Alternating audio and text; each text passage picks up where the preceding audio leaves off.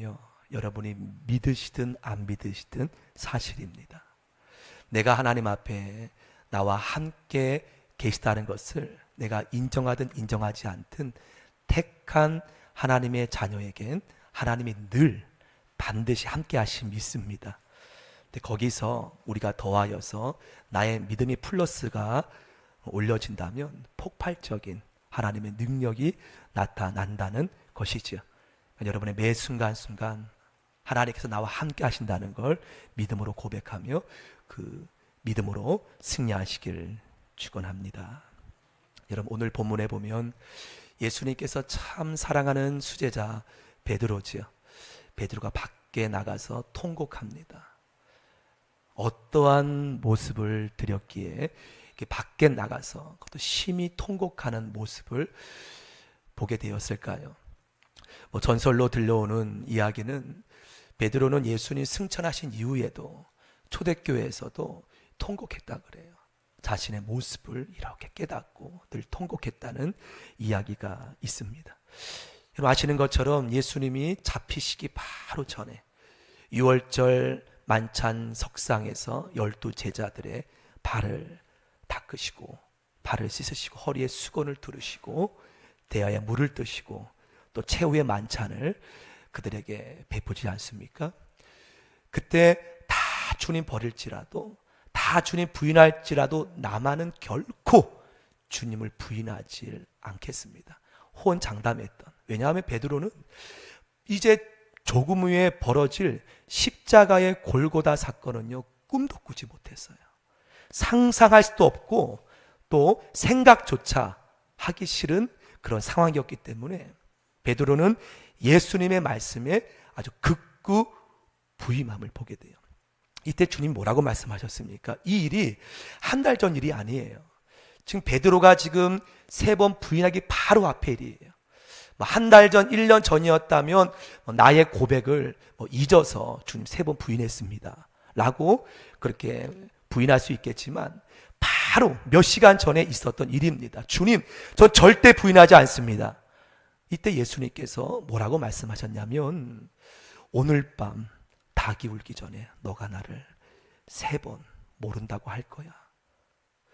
베드로는 그 말을 100% 동의하지 않았어요. 주님, 다 도망갈지라도 저는 죽을 때까지, 주님의 죽음에 이르기까지 저는 함께 가겠습니다 라고 고백했지요. 여러분, 그 잔치 석상의 제자들의 모습을 보면은요 3가지로 나눠져요. 처음 예수님을 은 30냥에 팔았던 가룟 유다, 또 베드로처럼 그렇게 부인하지 않았지만 조용하게 그렇게 떠나버린 제자, 그리고 이 베드로처럼 끝까지 주님 부인하지 않겠다고 그렇게 호언장담했던 베드로. 이렇게 3 모습이 있는데요, 오늘은 베드로에게 초점을 맞춰서 말씀을 나눕니다. 여러분, 베드로가 3번이나 부인했을 때 주님이 바라보셨다 그래요. 주님이 지금 베드로를 바라보셨을 때 내가 너 부인할 줄 알았어 라고 바라보셨을까요? 주님은 이미 베드로가 자기를 부인할 것을 이미 예견하셨기 때문에 전혀 놀라질 않으셨을 겁니다. 또한 원망도 안 했을 거예요. 이미 베드로가 자기를 부인할 것을 알았기 때문에. 그런데 주님이 베드로를 쳐다봤다는 거예요. 여러분, 왜 주님 베드로를 쳐다봤을까요? 베드로에게 실망의 눈빛으로 조금 후에 너를 징계할 거야, 그러한 눈빛으로 베드로를 쳐다봤을까요? 전 그것이 아니라고 봅니다. 여러분, 주님은 나를 아세요. 오늘 베드로의 연약함을 주님이 보셨던 것처럼 여러분이 넘어질 것, 내가 넘어질 것, 주님 나를 아세요. 왜 주님이 베드로를 쳐다본 이유는 잡히신 그 순간에 아마 주님 마음이 아프셨을 것 같아요. 왜 아팠을까요?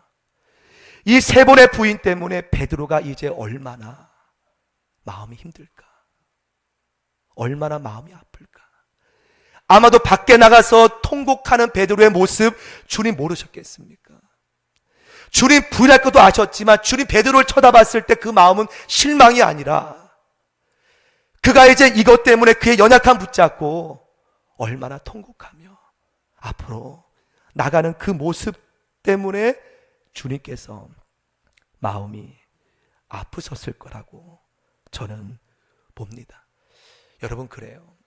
우리는 흔히 내가 주님 부인한다면, 내가 잘못했다면 징계하실 주님을 떠오를 때가 많아요. 하지만 사실 끝까지 떠나지 않으면 주님께서 때로는 징계의 손길을 베풀 때도 있지만, 주님은요, 우리의 넘어짐, 우리의 깨어짐 때문에 너무 마음을 아파하신다는 거예요. 제가 젊었을 때, 대학생 때, 저는 주님 앞에 제가 잘못하면 벌을 받을 줄 알았어요. 계속 반복되는 연약함, 부족함으로 인하여서 하나님 앞에 벌을 받을 줄 알았습니다. 어느 날이었어요. 내가 주님께서 경고하신 나의 부족함 때문에 또다시 넘어진 그 현장에 하나님 앞에 교회 가서, 기도원 가서 나의 부족함 붙잡고 눈물로 기도를 드리는 마음은 다 있겠지만, 놀랬던 것은 넘어진 그 현장에 예수님이 계시더라고요. 그때 주님께서는요, 심판의 주님이 아니라 나의 넘어진 모습 때문에, 나의 연약한 모습 때문에 주님이 함께 우심을, 너무나 연약한 모습에 아파하심을 바라보는 주님 모습임을 믿습니다. 때문에 성도 여러분, 우리는 모두가 다 베드로처럼 호언장담할 수 있어요. 편할 때는, 환경 문제 없을 때는 떠나지 않겠다고 말할 수 있습니다. 하지만 막상 주님이 주먹으로 매맞을 때, 베드로 순간 자신의 마음은 그러지 않았지만 주님의 침뱉음을 당할 때 너도 그 도당이라 마지막 저주하면서까지 주님을 배반하는 모습, 여러분 없다고 장담할 수 있습니까? 그렇게 수제자였고 물 위까지 걸었던 베드로, 주님의 기적까지 보았던 베드로 절대 버리지 않겠습니다. 호언 장담했던 베드로, 주님이 침뱉음 받고 주먹질 받을 때 순간 너도 그 도당이라 말할 때 자신의 연약함을 그는 몰랐다는 거예요. 여러분, 연약함을 인정합시다. 우리 연약함을 인정할 필요가 있다는 거예요. 내가 믿음이 좋은 줄 알았는데, 여러분, 언제든지 우리는 베드로처럼 주님을 부인할 수도 있는 연약함을 우리는 필요하다는 겁니다. 더 쉽게 말씀드리면, 초대교회 때는요, 이 베드로가 닭이 울었을 때 넘어진 그 모습을 회상하면서 초대교회 성도들은 언제 순교의 자리로 카타콤에서 끌려갈 줄 모르는 그 현장 속에서 새벽닭 우는 울음소리에 늘 깨달았다는 겁니다. 어떤 걸 깨달았습니까? 나도 연약해. 나도 연약해. 저 수제자 베드로가 예수님 수제자였지만 닭이 울었을 때 3번 부인한 것처럼 닭 울음소리가 들렸을 때마다 초대교회 성도들은 나도 언제든지 넘어질 수 있다는, 나도 언제든지 주님 배반할 수 있다는 그런 경각심 때문에, 성도 여러분, 내가 믿음 좋다고 자인하는 것 너무나 필요합니다. 하지만 동시에 내가 어느 순간이든지 베드로처럼 주인 부인할 수 있다는 그러한 나의 정죄가 아니라 나의 연약함을 깨닫는 것 너무나 필요하다는 거예요. 너무나 중요하다는 거예요. 절대 주님 버리지 않겠습니다. 그러한 고백도 때로는 용기 있는 고백일 수 있지만, 나 또한 초대교회 성도처럼 닭 울음소리가 들릴 때마다 초대교회 성도들은 나도 베드로처럼 주님 배반할 수 있다는 그러한 연약함은요, 정죄가 아니라 더 나를 경각심으로 깨어있는 통로가 된다는 거예요. 많은 성도들이 내가 주님 믿음으로 강하다고 여기는 분들이 많습니다. 하지만 그것도 필요한 마음 부인할 수 없지만, 여러분, 자신의 연약함을 하나님 앞에 내가 깨닫는 것, 인정하는 것, 이것은요 대단히 좀 중요하다고 봐요. 이것을 내가 연약함을 인정하지 않는다면 언제든지 너무나 크게 넘어질 수 있는 자만이 있다는 겁니다. 닭 울음소리는요 초대교회 하나의 넘어질 수 있는 경각심으로 삼았다는 거예요. 여러분 마음속에 이러한 닭 울음소리가 늘 들리는 것, 너무나 중요한 소리인 줄 믿습니다. 내가 믿음이 좋다고 자부할 수 없어요. 목회자도 마찬가지입니다. 언제든지 나는 주님 앞에 상황에 따라서 변할 수 있는 연약한 성도임을 내가 느끼는 것, 정죄감이 아니라 나쁜 것이 아니라는 거예요. 어느 한 자매가 모태신앙이었다고 합니다. 어머님 참 신앙 좋은 분이었다 그래요. 이 자매도 어머니 따라서 교회 열심히 다니셨다고 합니다. 대학생 오리엔테이션 때 이제 자기 소개를 하지 않습니까? 신학대학교는 그러한 자기 소개해도 그러한 일은 없겠지만 다 믿는 학생들이기 때문에 자기 순서 바로 앞에 한 친구가 자기 소개를 이렇게 하면서 나는 성당에 다녀요. 난 천주교입니다. 성당 다닌다고 고백하는 모습을 보고서 이 자매도 당연히 교회를 다니기 때문에 자기의 소개를 다 마치고 나는 예수를 믿어요. 나는 교회를 다녀요. 그때 순간 쏟아지는 싸늘한 시선. 왠지 모르는 철장 안에 동물원 그 원숭이처럼 자기를 쳐다보는 그 주변의 모습에 본인이 너무나 놀랐다고 합니다. 앞에 있는 그 친구처럼 성당 다니는 것처럼 난 예수를 믿어요. 난 교회를 다닙니다라고 했는데 똑같은 고백일 수 있지만 자기를 무슨 동물원 철장 안에 그러한 동물 쳐다보듯이 그 시선이 너무나 순간 두려워서 이 자매 자기도 모르게 이렇게 말이 터져 나왔다고 그래요. 자기도 모르게 예수님 잘 믿는 자매임에도 지금은 잘 안 다녀요. 지금은 잘 믿지 않아요. 여러분, 자기 마음은 그렇지 않지만 우리 환경 속에 나도 모르게 그러한 연약함 우리는 인정할 수밖에 없다는 거예요.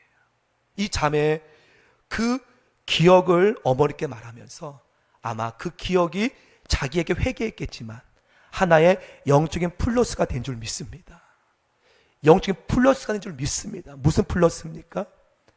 초대교회 성도들이 베드로가 들었던 닭 울음소리를 새벽마다 들을 때, 오늘도 카타콤에서 예배를 드릴 때, 언제든지 로마 제국에 끌려갈 때 나도 베드로처럼 부인할 수밖에 없는 연약한 존재임을 인정하고 깨어 준비하는 그 마음, 넘어가지 않겠다, 쓰러지지 않겠다, 부인하지 않겠다, 그러한 고백이지요. 때문에 제 자신도 돌아보면은요, 사역에 많은 성과, 많은 일도 있었음도 기억을 하지만 전혀 그런 기억들이 나의 신앙에 전혀 플러스가 없더라고요. 잘했던 일, 잘했던 사역, 그 모든 것이 플러스가 안 되더라고요. 도리어 나를 하나님 앞에 늘 깨어 경책하는 기억은요, 내가 주님 마음을 힘들게 했을 때, 내가 주님 마음을 아프게 했을 때 그 기억이 날마다 나를 거룩하게 만드는 통로로 쓰여짐을 보게 된다는 거예요. 때문에 성도 여러분, 여러분의 연약함 때문에 정죄하지 마십시오. 넘어질 수 있습니다. 하지만 그것을 회개했다면 발판 삼아 나도 언제든지 그렇게 넘어질 수 있다는 거룩한 하나님의 가시가 되길 축원합니다. 사도 바울은요, 결코 자신의 뒷일을 바라보면서 다른 것을 여기지 않았어요.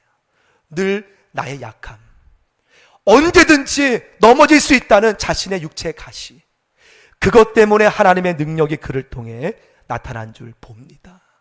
성도 여러분, 그러므로 우리 안에는요, 믿음의 강한 자부심도 때로는 존재하지만 연약함도 존재한다는 거예요. 이건 우리가 인정할 수밖에 없습니다. 그래서 어느 토상화 화가는요, 이 베드로의 모습을 그림을 그렸다고 합니다. 어떤 그림을 그렸냐면, 여러분, 베드로의 모습이 얼마나 위대했습니까? 그는 인류 최초로 인류가 창조한 이래 천국 열쇠를 받았던 대단한 인물이옵니다. 주님의 신앙 고백으로 인하여서 주는 그리스도시요 하나님 아들입니다. 그 고백으로 인해서 땅에서 매면 풀리는 놀라운 천국 열쇠를 받은 인물이에요. 그래서 베드로 그림을 그릴 때 한 손에는, 그 화가는 여러분도 똑같이 예수님을 주로 고백했을 때 하나님이 주시는 그 신앙 고백의 열쇠, 천국 열쇠를 가지고 있는 모습과 또 한 모습은요, 새벽닭 모습을 그렸다고 합니다. 베드로의 모습을 그릴 때 한 손에는 강한 믿음의 사람처럼 주님은 그리스도이십니다 고백했던 그 증거인 천국 열쇠, 또 한편에는 새벽닭의 모습을 그렸다 그래요. 여러분, 무슨 말입니까? 만약에 베드로에게 이 새벽닭 사건이 없었다면요, 그는 초대교회 위대한 사도가 될 수 없다는 거예요. 그가 한 손에 천국 열쇠만 있었다면 그는 아마도 자만하여서 천국 열쇠를 가지고 어쩌면 그의 성품으로 볼 때 아주 초대교회 지도자였지만 그를 위대한 사도로 만들지 못했을 거라고 저는 믿습니다. 그를 진정 위대한 사도로 만든 것은 그의 실수, 그의 연약함, 바로 새벽닭으로 인해서 베드로는 하나님의 사도가 되었다는 말씀이죠. 성도 여러분, 이 그림은요, 우리 안의 모습입니다. 여러분 안에도 새벽닭 울음소리가 들리고 있고요, 우리 안에도 예수님 믿는 은혜로 말미암아 천국 열쇠가 있는 줄 믿습니다. 이 두 가지를 잘 붙들게 축원합니다. 닭을 통하여서 나의 연약함을 늘 깨달으며 언제든지 하나님 은혜 없이는 나는 떠날 수밖에 없는 연약한 존재임을 인정하는 건 너무나 중요한 마음이라는 거예요. 또 동시에 하나님의 택한 자녀로서 믿음의 열쇠 붙잡고 나가는 것 중요한 줄 믿습니다. 이번 가을에 우리 여전도회에서 속초에 취향하우스에 수련회로 간다고 합니다. 예약을 했지만, 여러분, 취향이란 뜻이 호입니다. 한경직 목사님의 호를 말합니다. 그곳에 가면 한경직 목사님의 목회 사진들이 이렇게 걸려 있어요. 여러분, 한경직 목사님이 한국교회 위대한 성자가 된 것, 그분이 그렇게 청빈하고 하나님 앞에 온전한 목회자로 가난하며 많은 사람에게 위대한 하나님의 성자로 부름받은 이유는요, 저는 그분의 성품이나 그분의 목회, 그러한 사역 때문이 아니라 그분이 마지막 종교 노벨상을 받을 때 고백한 그 고백에 해답이 있다고 저는 믿습니다. 그분 평생 나는 하나님 앞에 신사참배한, 일제시대 때 교단 정책으로 인해서 난 하나님 앞에 신사참배한 죄인이라는 그러한 오점이 그 목사님을 절대 교만하게 만들 수 없는 장치가 되었다는 거예요. 그 목사님을 위대한 성자로 만드는 그 역할은요, 위대한 사역도 아니고 목회도 아니고 영락교회라는 큰 교회 단임도 아니고 어쩌면 하나님 앞에 교만해질 수 없는 일제시대 때 오점, 그 신사참배의 기억이 그 목사님을 더욱더 거룩한 삶으로 인도하는 통로임을 믿습니다. 때문에 사랑하는 성도 여러분, 우리 모두가 다 연약합니다. 다 넘어질 수 있고 다 부족할 수 있다는 거예요. 하지만 그것을 여러분 너무나 정죄감으로만 마친다면 사단이 좋아하는 것이고요, 내가 그 모습을 회개했다면 이제 그 모습을 가지고 하나님 앞에 늘 나도 넘어질 수 있다는 그런 영적 경각심으로 늘 깨어 나가는 귀한 삶 되길 축원합니다. 넘어질 수 있어요. 연약할 수 있습니다. 때는 주님 배반할 수 있어요. 나약할 수 있습니다. 하지만 정죄하지 마십시오. 그 모습 그대로 앞에 나가 눈물로 회개한다면 주님께서는 그 연약함을 통해서 하나님의 큰 일을 이루는 귀한 도구로 쓰실 것입니다. 전 그렇게 생각을 해요. 여러분, 이런 나무에 못을 박으면 참 못나잖아요. 못이 박히면 못나잖아요. 못이 없어야 좋은 이러한 나무인데 그 못을 우리가 뽑을 수는 있어요. 예수님의 보혈로 나의 죄 뽑힐 수는 있습니다. 하지만 그 못이 뽑힌 자국은 있다는 거예요. 하지만 그 자국이 여러분에게 결코 해가 아니라 그 자국을 보면서 내가 더 하나님 앞에 경책하며 하나님의 의로운 자녀로서 더욱더 온전히 서 있는 통로가 되기를 축복합니다.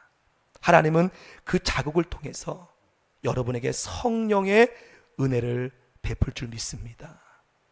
말씀을 맺으면서 사랑하는 여러분, 한 주간 살아갈 때 여러분 정죄하지 마시고 여러분의 부족함이 깨닫는다면 그 모습 그대로 주 앞에 나가십시오.